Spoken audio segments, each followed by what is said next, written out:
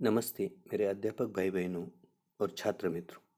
Bridge course हेतु अभ्यास कसौटी क्रमांक 3 कक्षा 9वीं विषय हिंदी, इसकी एक आदर्श उत्तर सूची बनाने का मेरा ये दूसरा प्रयास है। छात्रों और मेरे अध्यापक भाई बहनों, मैं ये बताना चाहता हूँ कि ब्रिज कोर्स हेतु अभ्यास कसौटी का मैंने बनाया हुआ प्रश्न पत्र, जिसमें लिखने के लिए पर्याप्त जगह है। अगर आपको वो व्हाट्सएप पर पीडीएफ के रूप में चाहिए तो मुझे व्हाट्सएप पे 9764584882 इस नंबर पर हाय कक्षा 9वीं विषय हिंदी ब्रिज कोर्स कसौटी 3 लिखकर भेजिए। मैं आपको तुरंत ये पीडीएफ भेज दूंगा। मेरा ये वीडियो अगर आपको पसंद आए तो लाइक कीजिए, कमेंट बॉक्स में कमेंट लिखिए, शेयर कीजिए और सब्सक्राइब कीजिए। अब हम सीधी उत्तर पत्रिका देखते हैं।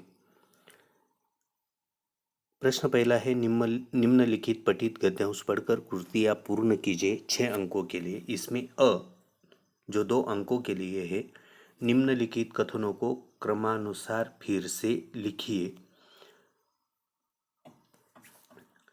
पहला कथन जो हमें लिखना है बच्चों, उच्च अधिकारी ईमानदार थे, उन्होंने भ्रष्ट अधिकारी को दंड दिलवाने का निर्णय लिया। ठेकेदार और उच्च अधिकारी की ईमानदारी का समाचार चारों तरफ फैल गया। और चौथा, उनका सार्वजनिक समारोह में सम्मान किया गया। इसमें है बच्चों जो 1 अंकों के लिए है। निम्नलिखित शब्दों के समानार्थी शब्द लिखिए। निर्णय का समानार्थी है फैसला, समाचार का समानार्थी है शब्द है वृत्त, खबर। निम्नलिखित शब्दों के विलोम शब्द लिखिए। ये भी 1 अंक के लिए पूछा गया है। सच का विलोम शब्द है झूठ, ईमानदार का विलोम शब्द है बेईमान।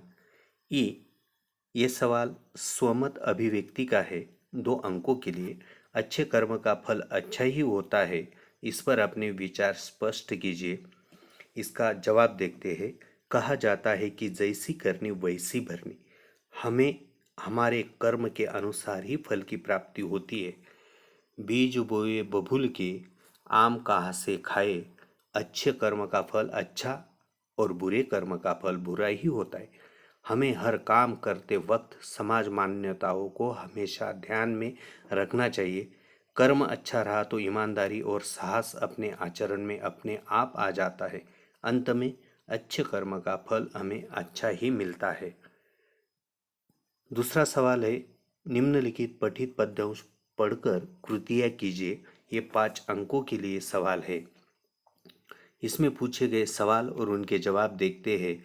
मातृभूमि के सुपूत श्री राम और श्री कृष्ण, ये 2 जवाब हमें लिखने हैं।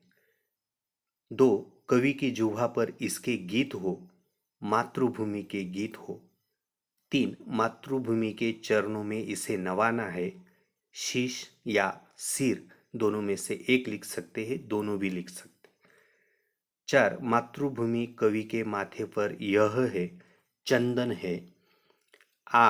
जो 1 अंक के लिए पूछा गया है।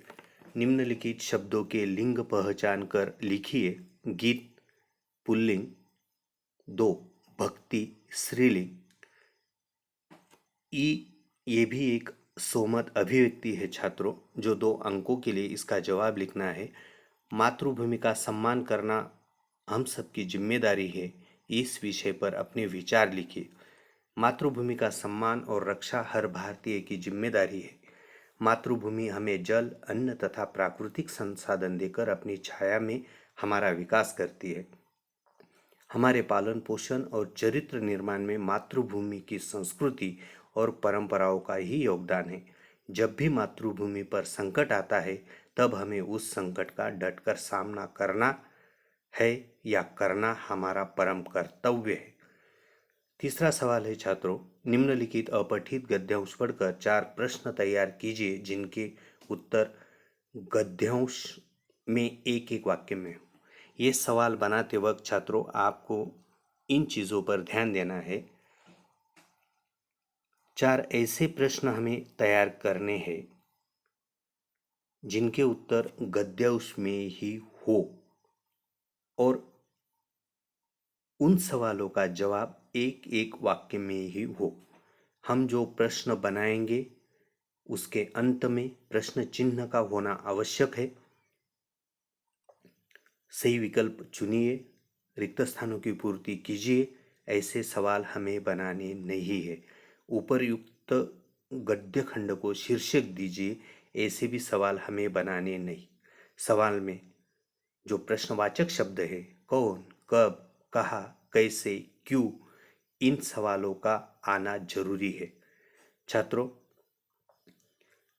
जो सवाल हमने 4 बनाए हैं वो देखते। सवाल पहला, जल किसका प्रमुख आधार है। सवाल दूसरा, पानी को नष्ट करना क्या है। सवाल तीसरा, बरसात के पानी को कहाँ जमा किया जा सकता है। सवाल चौथा, नदियाँ कब सूख जाएगी। ऐसे 4 सवाल हमें बनाने हैं। और दूसरी बात, एक ये सवाल बनाते वक्त ध्यान में रखनी चाहिए, इन सवालों के जवाब हमें लिखने नहीं है। धन्यवाद। अगर आपको मेरा ये वीडियो अच्छा लगे तो लाइक कीजिए, कमेंट बॉक्स में कमेंट लिखिए, शेयर कीजिए, सब्सक्राइब कीजिए।